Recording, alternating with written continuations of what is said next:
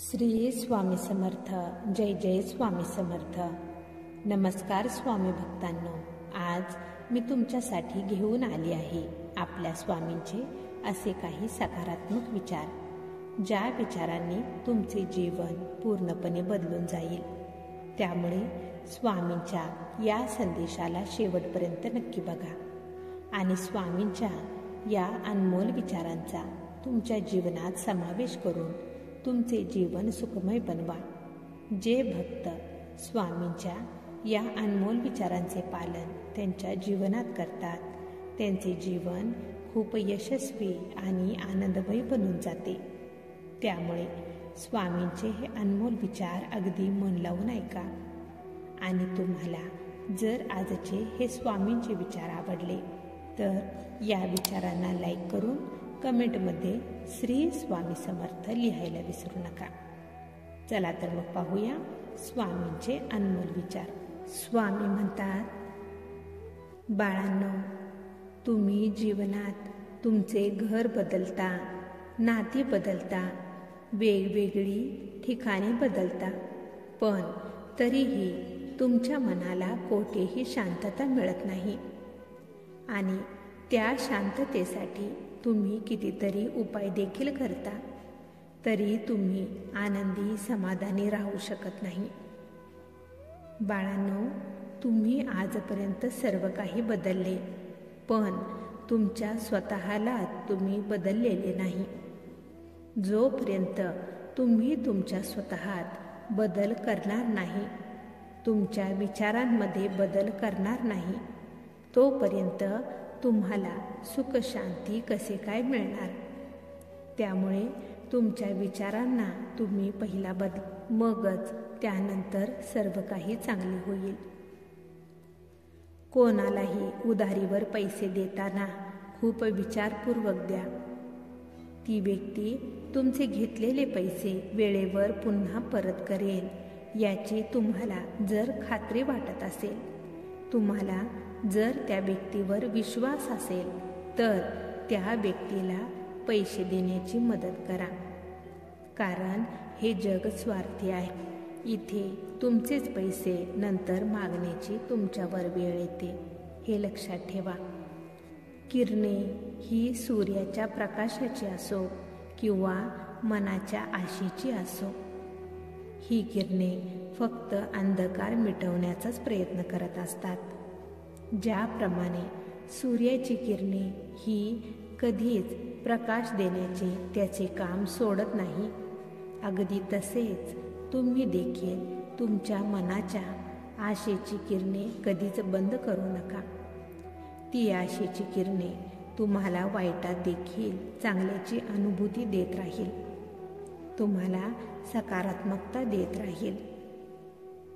जिथे सर्व संपलेले आहे तिथे देखील एक आशेचा किरण तुम्हाला दिसू लागेल आणि त्या आशेच्या त्या किरणावरच तुम्ही आनंदाने तुमच्या जीवनाचा पुढचा प्रवास करू शकता.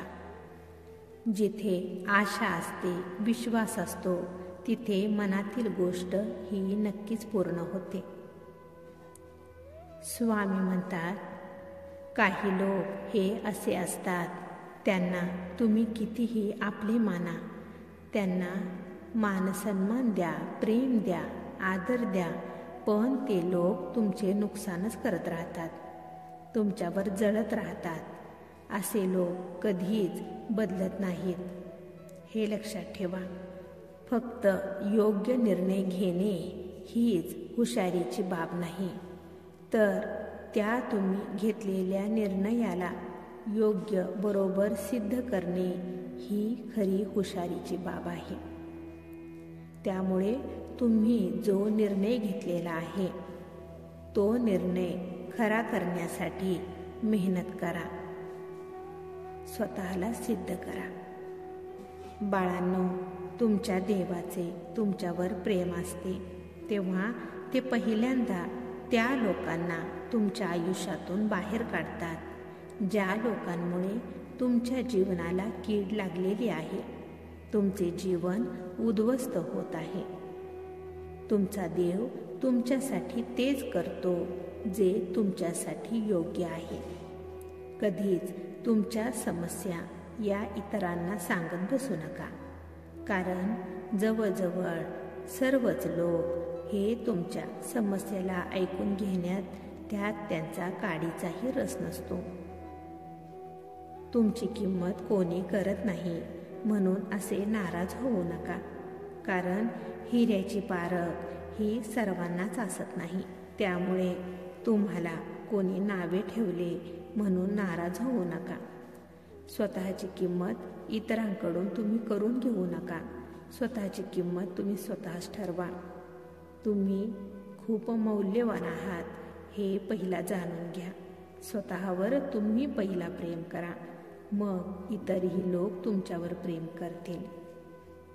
बाळांनो, कमतरता या सर्वांच्यातच कमी जास्त प्रमाणात असतात.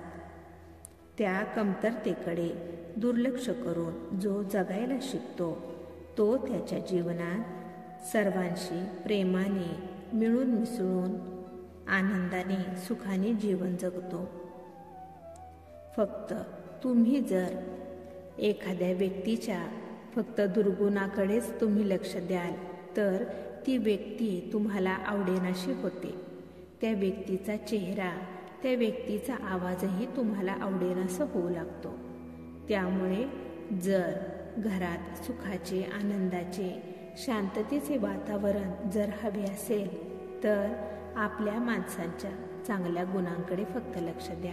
त्या व्यक्तीने काय केले नाही याकडे लक्ष देऊन राग, चिडचिड करत बसण्यापेक्षा त्या व्यक्तीने आजपर्यंत तुमच्यासाठी काय काय केलेले आहे हे आठवून सुखी राहा.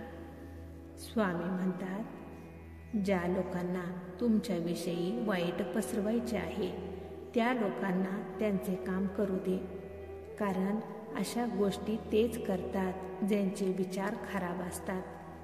अशा व्यक्ती त्यांच्याविषयीच खोटे पसरवत असतात, ज्यांच्यावर ते जळत असतात. त्यांना आतून हे माहिती असते की तुम्ही त्यांच्यापेक्षा श्रेष्ठ आहात, हुशार आहात, म्हणूनच ते तुमच्यावर जळतात आणि तुमच्याविषयी लोकांच्या मनात विष पेरतात.